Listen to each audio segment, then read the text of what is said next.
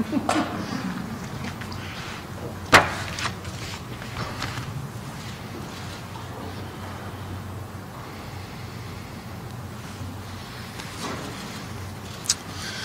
good afternoon. I'd like to begin with some comments on what happened yesterday at the U.S. Capitol. Yesterday's events were appalling, disgraceful, and depressing. But it's important to remember that they were the culmination of months of President Trump repeating over and over again that the American electoral system is a fraud. For 4 years, a man who won 3 states in 2016 by less than a combined total of 78,000 votes that no one questioned at the time, has repeatedly questioned the validity of the American electoral process. As recently as September, he would not commit to a peaceful transfer of power, one of the most fundamental hallmarks of American democracy, if he lost the election. Since the election, he's routinely referred to it as a fraud and a fake.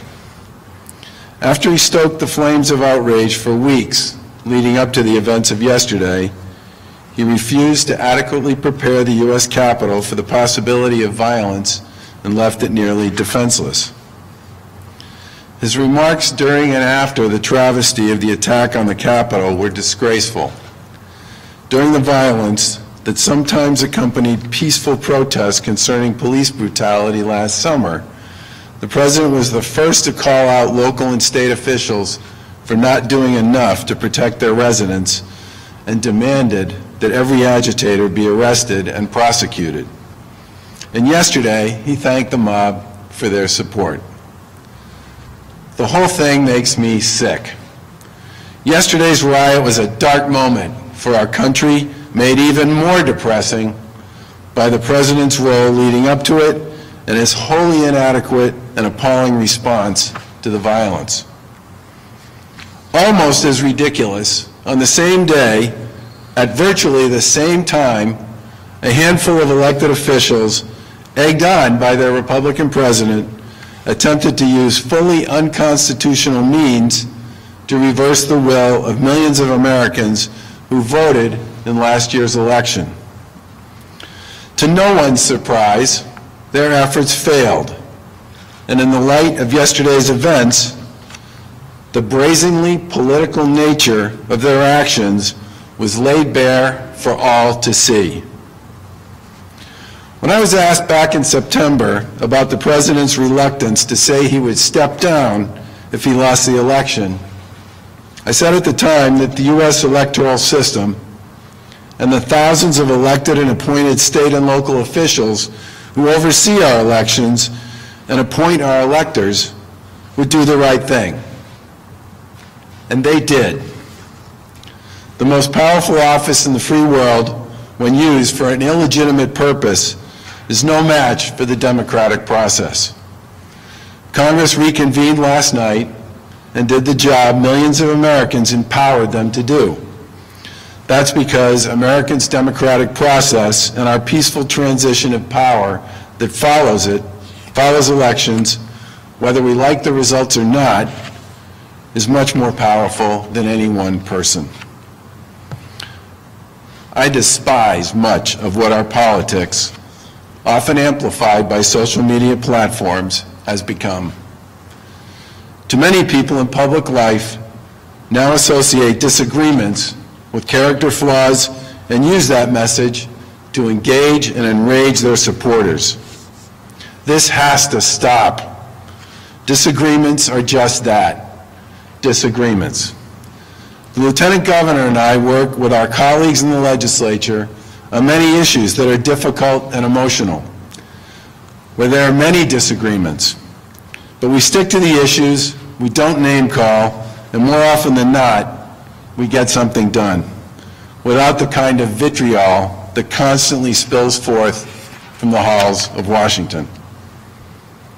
So last night, as I listened to one federal elected official after another stand up and say, in response to yesterday's attack, that they all have a role to play in the tone and tenor of American politics, I felt a little bit of hope.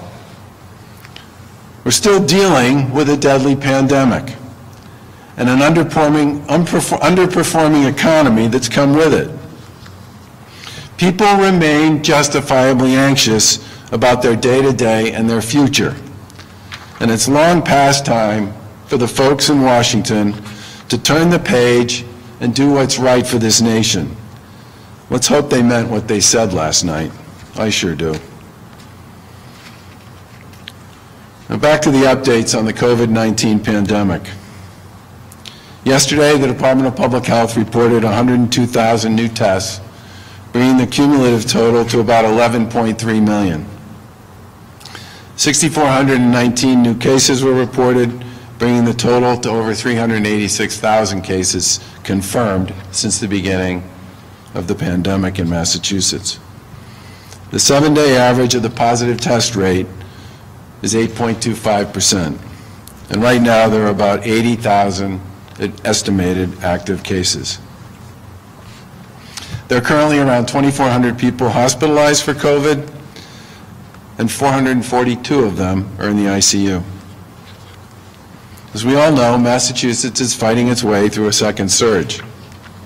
Cases are growing, and hospitalizations continue to climb. This trend, as we know, has been going on for weeks, driven in part by people letting their guard down in informal settings and over the holidays. Before Thanksgiving, our 7-day average of new cases was about 2,500 per day.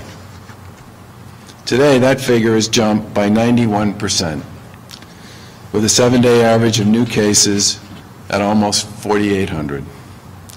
That puts a lot of pressure on our healthcare system and our hospitals.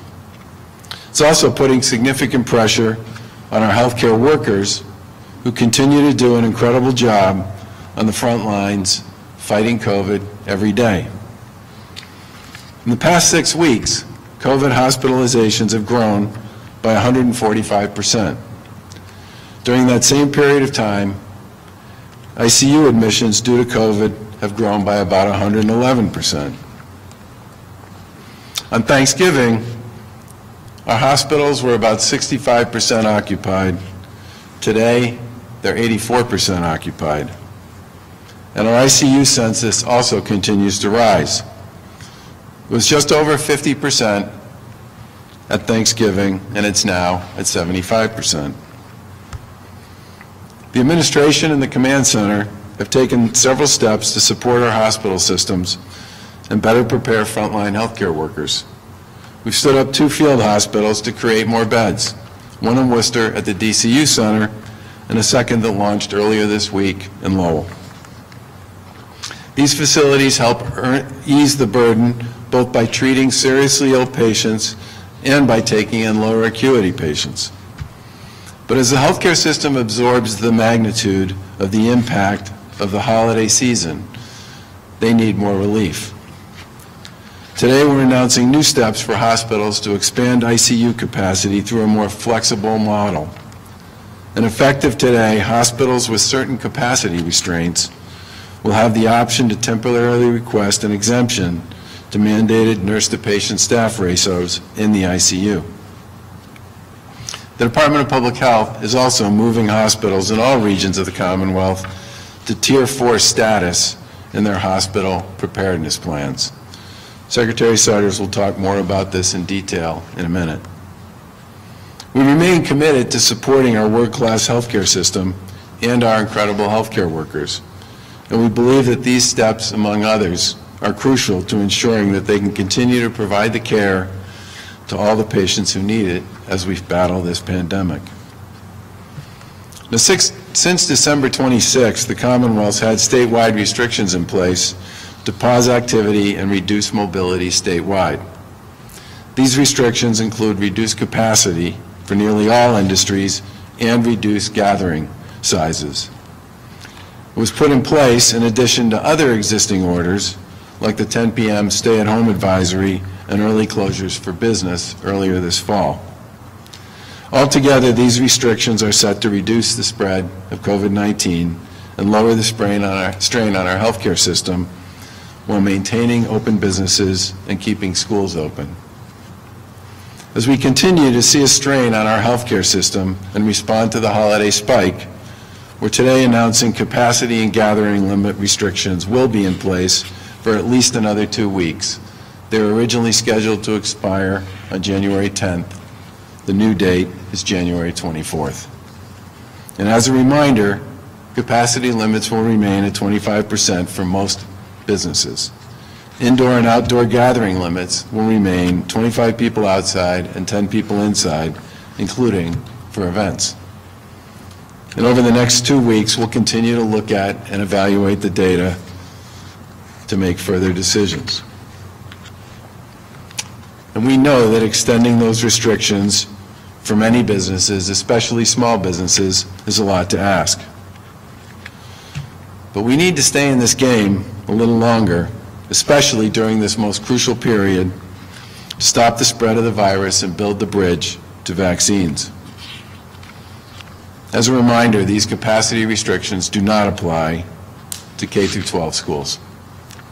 School districts can continue to bring students back to the classroom, as the science shows clearly that schools can and are right now holding in-person class safely, even in communities with high transmission rates. We also launched a new round of grants that are available for small businesses. Through the Massachusetts Growth Capital Corporation, our administration has made $668 million in state funding available for businesses impacted by the pandemic. Over $120 million in grants have already gone out the door for those who previously applied, and applications for the new grant program are now open. To learn more or apply, please visit empowersmallbusiness.org. The Lieutenant Governor will talk more about that in detail in a minute. Before I close, I just want to give a quick update on vaccines. Obviously, battling COVID-19 has been an extraordinary challenge for everybody in Massachusetts and across the country and indeed around the world. And as we head into 2021, we have good reason to be optimistic that the vaccines that are here and continue to arrive and being administered to thousands upon thousands of residents and workers can and will make a really big difference. As of the end of the day Wednesday, there were 329,000 doses of COVID vaccine that have been shipped to providers in Massachusetts, including both first and second doses. 154,132 doses have been administered and have been reported on the state's MIIS database. In addition to that, about 280 of our 383 nursing homes will have received and had doses administered by either CVS or Walgreens by the end of the day tomorrow. And later today, the Department of Public Health will post the weekly dashboard, which will have a lot more vaccine data available on it. We know these can't be administered fast enough, and the Command Center and DPH are working around the clock with our federal and local partners to inoculate residents and staff as quickly and as safely as possible. Millions of doctors, nurses, and healthcare workers, as well as long-term care residents and staff, are lining up to receive the vaccines. We really hope that these folks share their experiences with their patients and with others to demonstrate why vaccines are safe and effective. Vaccines will soon begin the next phase, which starts with first responders on Monday, January 11th. First responders can visit mass.gov/firstrespondervaccine to learn more on scheduling an appointment or organizing vaccines for their departments. And while they get cranking, we must all hang in there a little longer and do the things we know work to prevent the spread. Wear a mask, avoid groups, don't let your guard down in informal settings, socially distance, and recognize and understand that prevention, done right every day, is an enormously effective tool in slowing the spread. I want to thank again the people in Massachusetts for doing their parts. We've always been profoundly impressed and grateful for the grit and resiliency of the people of the Commonwealth during this crisis. With that, I'll turn it over to the Lieutenant Governor.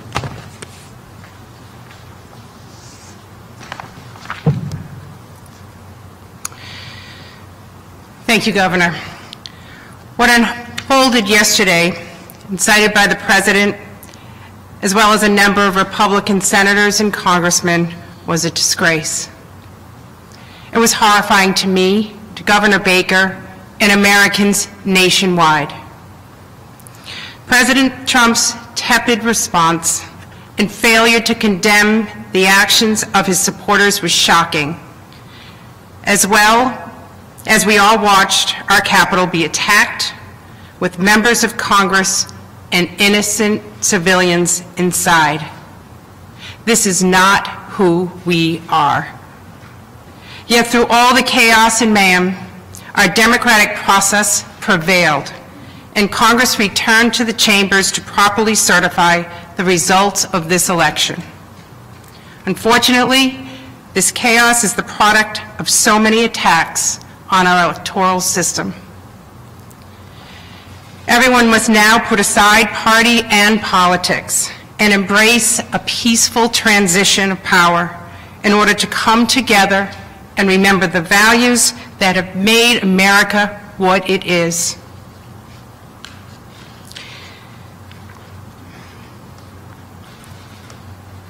And in Massachusetts, we remain focused on the pandemic that has firmly gripped our communities and the people who call Massachusetts home.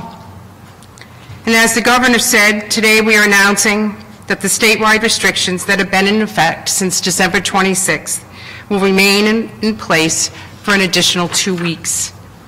Our goal remains to keep these restrictions temporary. Capacity limits will remain at 25% for most industries, and I'll list them.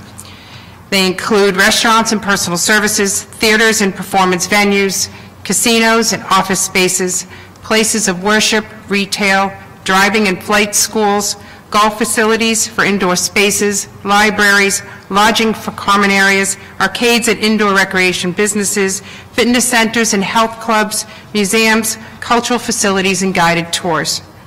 All other rules and restrictions and each sector-specific guidance will remain in effect. Like we've said before, these are incredibly difficult decisions, but they are necessary in order to slow down activity and reduce mobility so we can reduce the spread of COVID and keep our schools open and our economy running. Protecting the public health of our residents and ensuring our hospitals are able to care for those in need has been difficult for everyone, including our businesses. We know that local and small businesses have experienced tremendous loss and are still faced with uncertainty about their future. That's why we announced a $774 million comprehensive economic recovery plan with a $50.8 million small business grant program administered by Mass Growth Capital Corp., and then created a $668 million small business relief fund administered by MGCC to distribute these funds. We were grateful and thankful to our colleagues in the legislature for expanding this program with $50.8 million to help our small businesses. And over the last few weeks, we've been able to award around $117 million to almost 2,500 businesses across our Commonwealth. Each grant is aimed at helping Massachusetts businesses literally keep the lights on, make their payroll, and get through these tough winter months. We look forward to announcing additional awards over the coming weeks at MGCC, and they will continue to review these applications to make sure these dollars get into the hands of business owners and operators across our Commonwealth. If you are a small business owner who has not yet applied to the new sector-specific relief grant program, please visit www.empoweringsmallbusiness.org for more details. And a reminder that this grant window closes on January 15th. So please, if you have not applied as a small business owner, get your application in. The economic and public health challenges that our Commonwealth has had to weather are still very much with us, and we will continue to face them together. We look forward to continuing to support small businesses in every corner on main streets and downtowns of the communities of our Commonwealth, as we turn what we hope is the final corner of this fight against COVID-19. It is important that we hang on for just a little longer and heed the words of our governor to do your part. Everyone has a role to play, everyone. We thank you for your hard work at home, in your workplaces, and in your communities. Please keep it up. And now I'd like to turn it over to Secretary Keneally.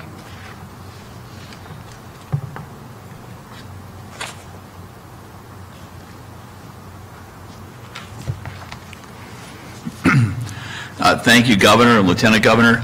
I join with you in denouncing the actions of those in Washington who engaged in violence and vandalism. Yesterday was a dark day in our American history, a history with so many roots here in Massachusetts. Those responsible should be prosecuted, and those who incited them should be held to account. Last spring, we put great thought and care into the development of our reopening plan, which includes protocols to protect everyone's health and safety to the extent possible. The extension today of the restrictions announced a couple weeks ago is consistent with our process of following data, a process by which we've operated since announcing phase 1 of reopening back in May. As the Lieutenant Governor pointed out, we continue to move funds out to businesses that have been severely impacted by the pandemic, and that will continue. We have also implemented several other programs that are part of our comprehensive economic recovery plan announced in October. Just yesterday, we announced nearly $10 million in grants to 183 nonprofit cultural organizations to support their recovery. Of those organizations receiving funding through the Cultural Organization Economic Recovery Grant Program, 46 recipients reported that they have not received any federal COVID assistance to date. On Tuesday, we were in Springfield to announce 3 new programs to boost internet connectivity statewide, including a subsidy program to assist job seekers in the mass hire system that are facing a technology barrier. Last week, MassDOT announced the awarding of more than $3 million in the second round in funding of the Shared Winter Streets and Spaces program. The awards support 17 projects in 15 municipalities, funding lighting and spaces for outdoor commerce, new and safer facilities for bicyclists and pedestrians, connections to schools and senior centers, and new bus facilities in Boston, Brockton, Lynn, and Somerville. And just before Christmas, more than $1.2 million in grants were awarded to collaborative workspaces for new equipment or building improvements, including adjustments to help those spaces adhere to social distancing and health and safety standards. We know that the sacrifices of our business owners have been many, and the challenges are far from over.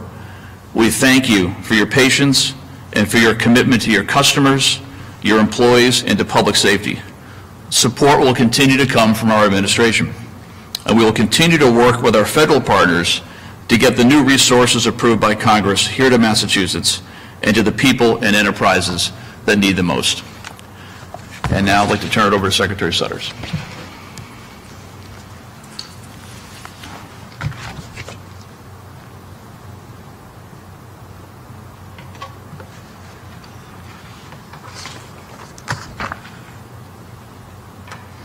Governor, Lieutenant Governor, Secretary Keneally, good afternoon. I will not add anything more to the despicable assault on the Capitol and our democracy, but share the sentiments expressed by the Governor today. I want to provide some additional information on our hospital capacity, our nurse staffing ratios, and updated PPE guidance.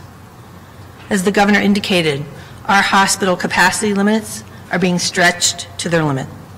Our hospitalizations, as you've heard, have more than doubled since just before Thanksgiving.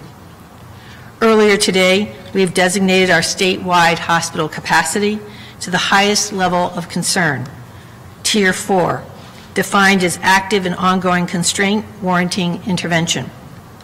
Our 7-day available hospital capacity average is below the established threshold of 20% across the state.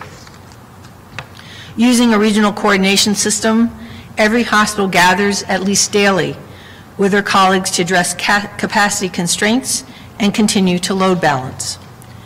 Capacity issues are escalated that cannot be managed locally for support from other regions or statewide. Our frontline healthcare workers are once again being called upon to step up to manage through this difficult period. Direct care staff are being reassigned from their regular shifts and units to help care for individuals with COVID-19 and others. Hospitals are managing by daily patient load balancing, transferring patients within their system or to other hospitals where capacity exists, as well as to our field hospitals. Hospitals may transfer patients once they are triaged and stabilized, even when a patient declines a transfer. If you're a patient receiving emergency care at a hospital and you need to be hospitalized, one of 3 actions may occur once you're stabilized and triaged. You may be cared for at that hospital for the duration of your inpatient stay. If COVID positive, you may be transferred to a specialized, fully staffed COVID-19 field hospital in either Lowell or Worcester. Or if not a COVID-related illness, you may be transferred to another hospital, preferably within the region. Different than in the spring, we're not closing outpatient services, including pediatric appointments, preventive services, and the like. However, hospitals must cease all non-essential elective invasive procedures, such as orthopedic procedures and dermatology. At the same time the state is escalating all hospitals to Tier 4, the state is also providing hospitals with the most severe capacity constraints. Flexibility to deploy nursing staff in order to expand inpatient bed capacity as patient demand warrants. Effective today, hospitals with severe capacity constraints may temporarily request an exemption to the state's mandated ICU nurse-to-patient ratios. Unlike in the spring, this is not an across-the-board exemption. It's hospital or hospital system specific. A hospital system may exercise this exemption only if they have capacity of less than 20% across their system for more than 7 days, and the chief executive officer has attested in writing that all non-essential elective invasive procedures have ceased. This includes canceling all of their elective procedures conducted in their outpatient setting if it's under the hospital's license. When a hospital or hospital system is experiencing severe capacity constraints, we expect them to cancel electives and to redeploy as many staff as possible to care for patients with COVID. Canceling electives, redeploying staff to care for COVID patients, and suspending the ICU nurse-to-patient ratios was essential during the spring surge for hospitals to optimize capacity. Hospitals must take every reasonable step to expand capacity prior to requesting this temporary exemption. We remain committed to continuing to provide all essential health care services to residents throughout the Commonwealth, while simultaneously supporting hospitals in the coming weeks ahead as COVID-19 cases and hospitalizations continue to increase. In the early days of the pandemic, as all of you know, the global supply chain struggled to deliver critical PPE. Massachusetts pursued every possible opportunity and avenue, and every piece of this important protective measure, and partnered with local manufacturers and others who pivoted operations to support essential workers in a time of need. Since then, the Commonwealth has added millions of pieces of PPE to the state stockpile over the last several months with sufficient materials to support medical institutions if their supplies ran low throughout 2021. In addition to masks, gowns, gloves, and other PPE, the stockpile includes approximately 1,200 ventilators, almost double the number on hand in the spring. The Department of Public Health has issued updated comprehensive guidance to clarify the PPE that healthcare personnel use in the clinical care areas.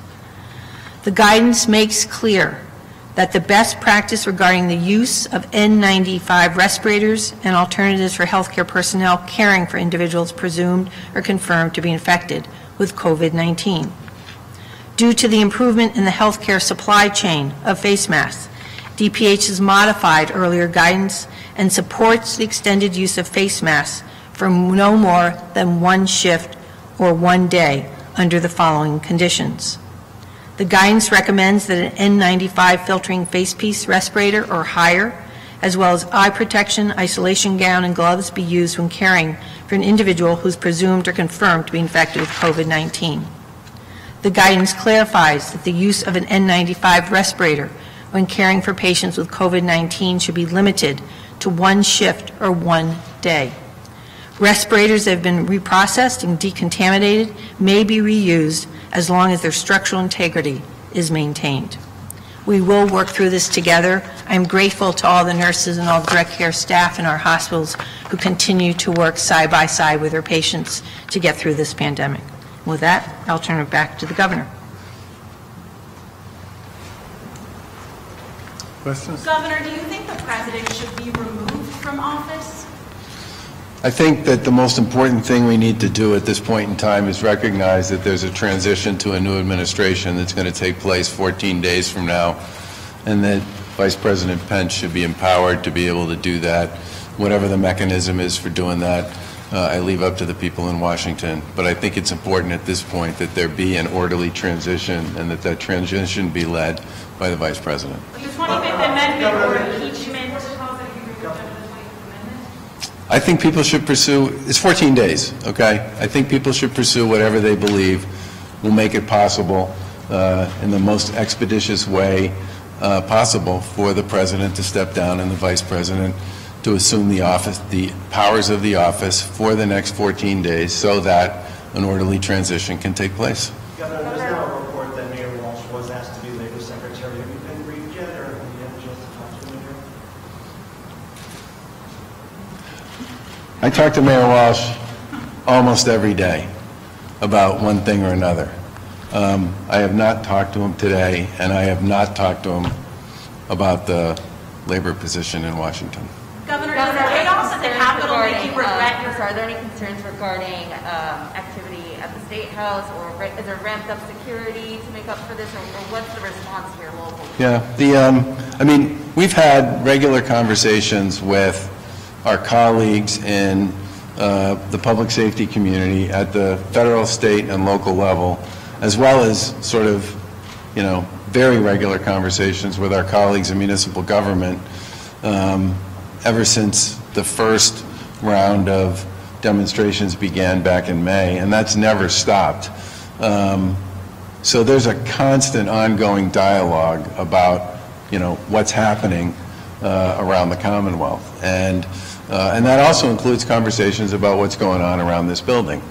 And we certainly will continue to maintain what I would describe as a high degree of vigilance about ensuring that the people of Massachusetts are protected throughout this period of time. I'm not going to get into the details on this because the details of these kinds of conversations and decisions ought not to be shared, in my opinion, publicly.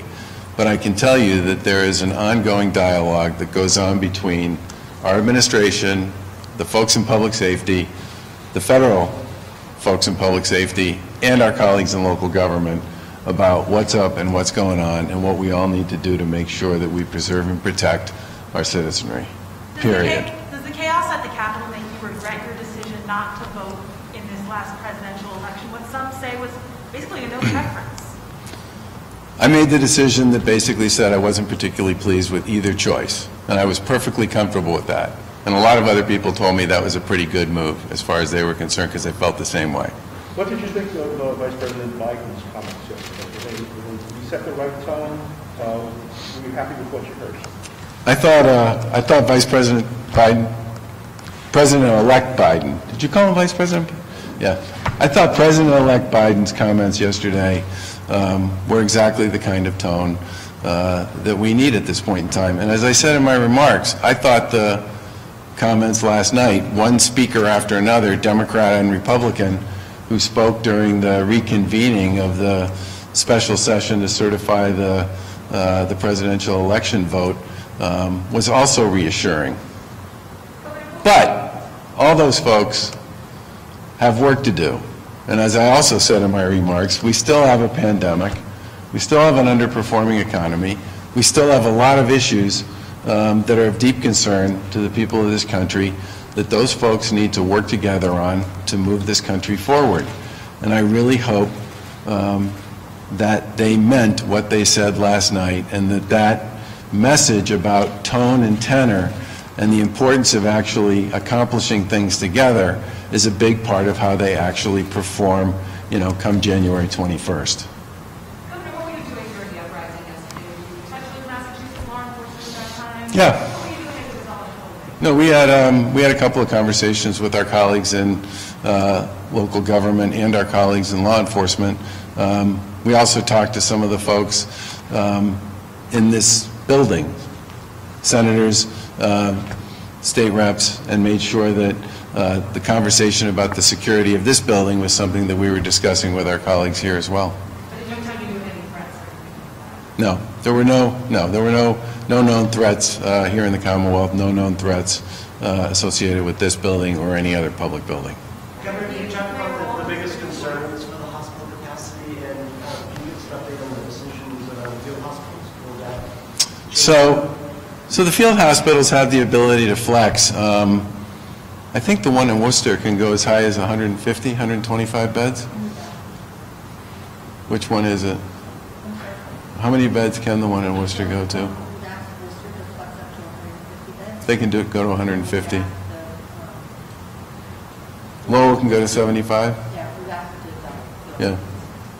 So, I mean, we have capacity. And the other thing I would say is that we should all remember that our hospitals and our healthcare system generally are working really hard to make sure that they work on not just COVID-related issues, but that they also continue to work on emergency healthcare issues that people have as they customarily do. I would also point out that in the spring, the ultimate COVID census got north of 4,000. The census at this point is about 2,400. Now, we know we are in the midst of a surge associated with the holidays, and expect and anticipate that surge is going to carry forward here for a while, which is why we think it's important to make sure that the hospitals have the flexibility that they need to be able to continue to serve all the people, not just the COVID folks, but other folks who have emergency issues during this time. And as we also said, the outpatient stuff continues to be available on a daily basis. Are we starting to see the Christmas bump now? That was 2 weeks from yesterday, or tomorrow is 2 weeks from Christmas.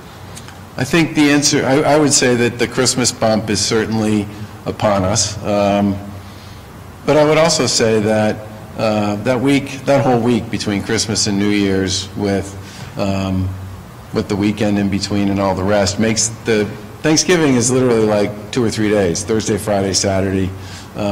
The Christmas thing, I think we all think of as a holiday period that lasts a little longer than just a day or two. So I think we're expecting that the Christmas bump will probably roll out a little longer than maybe the Thanksgiving one did. And again, a lot of this depends, and I've said this before, to what people actually did over that period of time. I mean, it's very clear that over the Thanksgiving holiday, a lot of people got together with a lot of people in informal settings, and we saw that literally 7 days after Thanksgiving.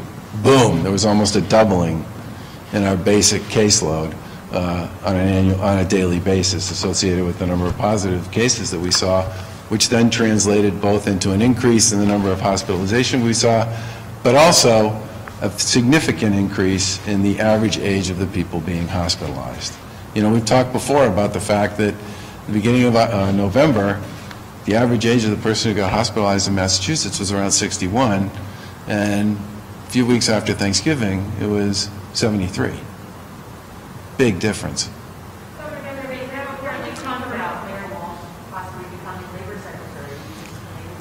There's now confirmation that he's going to. Okay, so the first thing I would say is what I always say about anybody in public life, which is every and any decision that they make is a personal decision, and it's up to them to make whatever decision they think is in their best interest and the best interest of their family.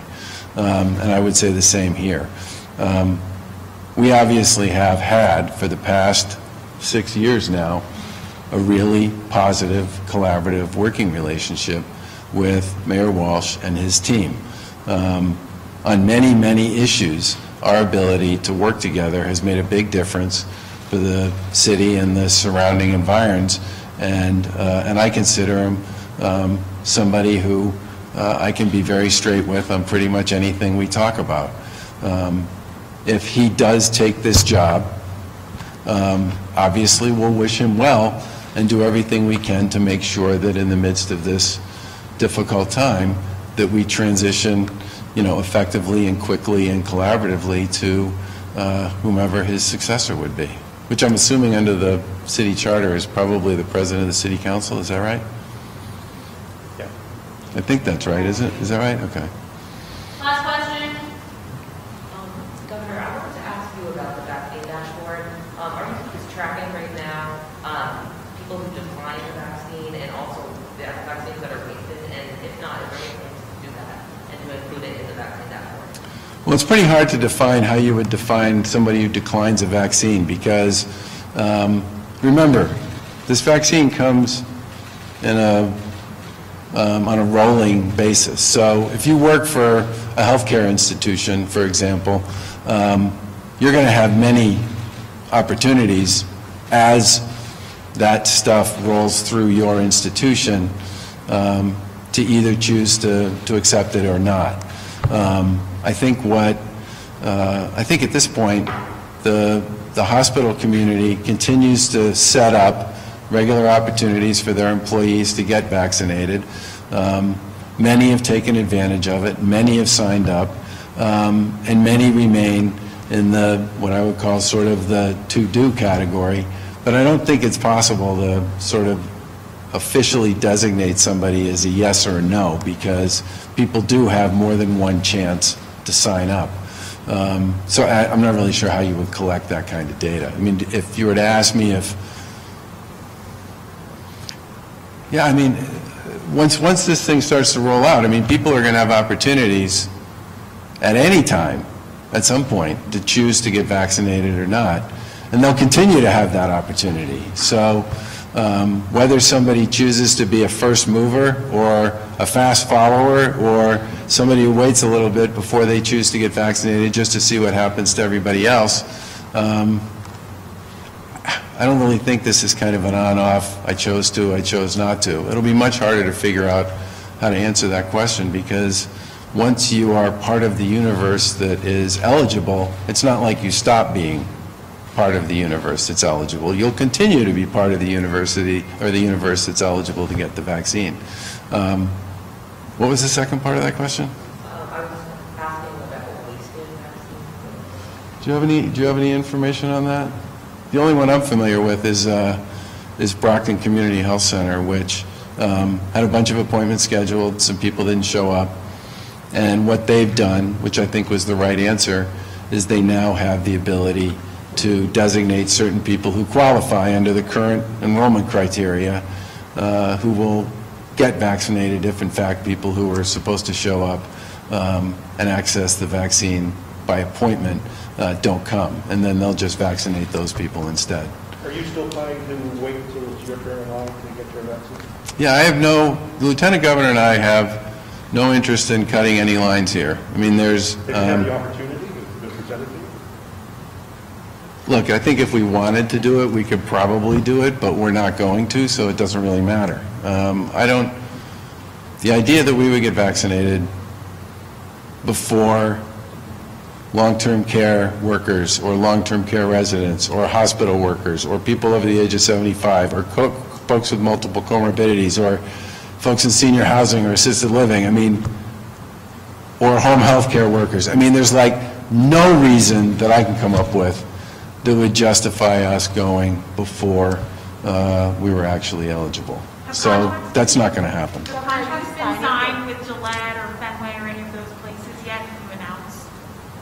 We don't have any contract announcements like that to make at this time, but we've obviously been talking to a lot of different folks about as the size of the universe that gets vaccinated grows, where we might choose to locate some of the sites for more what I would call sort of mass vaccination type activities. Are you citing the jobs or transportation bond bill? I know you thanked the lawmakers yesterday for, staying up as late as they could, so I was wondering if you made any decisions on those bills. they're pretty big.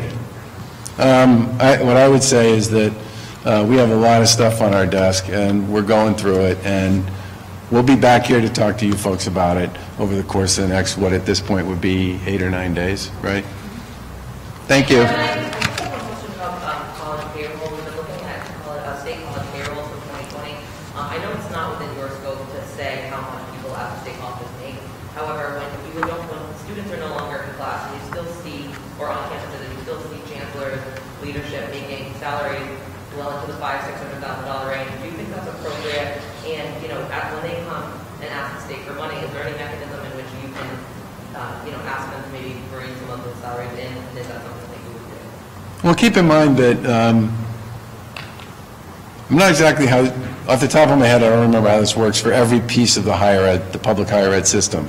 But some folks get their tuition directly, and it doesn't get processed through the traditional governor proposes, legislature disposes appropriation process. And so in some ways, we certainly subsidize and support public higher ed in a pretty big way here in Massachusetts. And there are significant resources for public higher ed that are tied to the last stimulus bill that Congress passed, and we're sort of still waiting for guidance on that. It might be possible for us to provide a variety of guidance with respect to how state resources could be spent. But the thing to remember here is for years and years, the message was always, and pretty well delivered by a lot of different people, that the legislature and the governor putting very particular constraints on how universities and state colleges could spend resources, especially in times like this, makes it difficult for them to make, quote, good decisions on behalf of the people that they serve. I'm not familiar with the issue that you're raising, but obviously we'll certainly take a look at that as we go through the process of developing our budget. But there were reasons why people changed some of the rules and some of the constraints that used to exist when it came to public higher ed.